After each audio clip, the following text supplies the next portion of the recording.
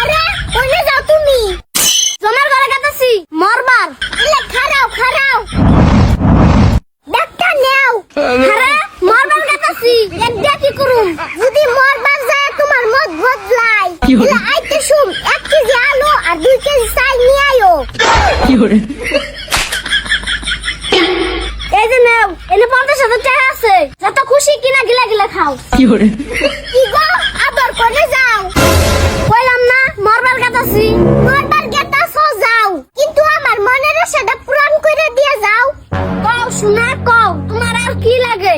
আমি 2 বাচ্চার মা হইবার চাই। ঠিক আছে, আমি মরে গেলে তুমি আরেকটা বিয়া হইবে, তাই তো 2 বাচ্চার মা হইবে। না শোনা, আমি তোমার বাচ্চার মা হইবার চাই। আচ্ছা তাহলে আজকে থাকি, কালকে যামু। তাহলে তুমি তো বাচ্চার মা হইলে, আমি এখন মরবার যাই। আরে শোনা, তুমি গেলে আমার পুলাহান মানুষ করবো কেরা? আমার নামে 5 বিঘা মাটি আছে, ওই মাটি গুলো আমার পুলাহানের নামে লিখে দিও। আরে শোনা, পুলাহান একদিন বড় হবো, আমি বুড়ি হবো। হেসুম কি পুলাহান আমারে দেখবো? হেসুম আমার কি হবো? আচ্ছা কও, আর কি দিলে তুমি খুশি হইবে? আর কিচ্ছুই দেন না গোনা, তুমি খালি আমার নগে সারা জীবন থাইকা যাও। ওকে থাকলাম, কিন্তু প্লিজ আমার নগে ঝগড়া করাটা বন্ধ করো।